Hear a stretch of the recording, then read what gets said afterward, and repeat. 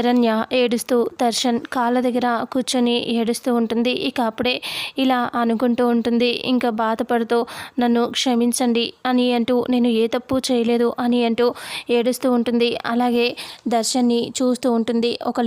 ఒక పేపర్ తీసుకొని దాంట్లో దర్శన్కి ఇలా రాస్తూ ఉంటుంది, నేను నిజంగా మీకు నాతో పెళ్ళి ఇష్టం లేదని ఆ విషయం నాకు నిజంగా తెలియదండి.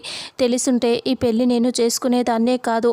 నీకు పెళ్ళి ఇష్టం లేదన్న విషయం నాకు నిజంగా ఒట్టేసి చెప్తున్నానండి. నాకు తెలియదు కానీ నేను చేసుకున్నానే, కానీ తెలిస్తే చేసుకోకుండా నేను మీకు దూరంగా ఉండేదాన్ని, మిమ్మల్ని కలిపేదాన్ని అనేసి అందులో రాస్తుంది.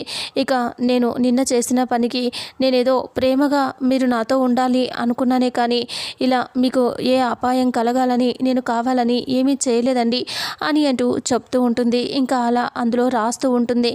అలా రాస్తూ ఉంటే ఇంకా అప్పుడు ఏడుస్తూ రాస్తూ దర్శన్ని చూస్తూ ఉంటుంది.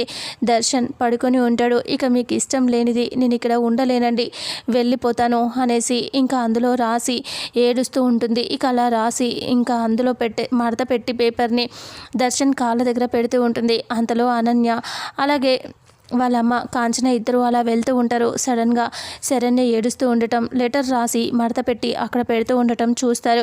చూసి ఒక్కసారిగా షాక్ అయిపోయి ఇద్దరు చూస్తూ ఉంటారు. శరణ్య కన్నీళ్లు తుడుచుకొని దర్శన్ కాళ్ళ దగ్గర అది పేపర్ని పెట్టేసి అక్కడ నుంచి శరణ్య ఇంకా వెళ్తూ ఉంటే వాళ్ళు పక్కన దాక్కుంటారు.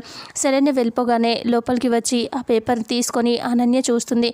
చూస్తూ ఉంటే దర్శన్ అటు ఇటు కదులుతూ ఉండటంతో ఒక్కసారిగా అక్కడ నుంచి పారిపోతుంది. తనలా అక్కడ నుంచి ఆ లెటర్ తీసుకెళ్ళి మళ్ళీ ఇక్కడ శరణ్య బాధతో క్షమించమని అడుగుతుంది. కాబట్టి తను ఇంకా వేరేగా ఏదైనా అనన్య రాసి అందులో పెడుతుందా, అసలు ఏం జరుగుతుంది అనేది రాబోయే నెక్స్ట్ ఫుల్ ఎపిసోడ్లో తెలుసుకుందాం. వీడియోని చూసిన ప్రతి ఒక్కరూ వీడియోని లైక్ చేయండి, షేర్ చేయండి, కామెంట్ చేయండి.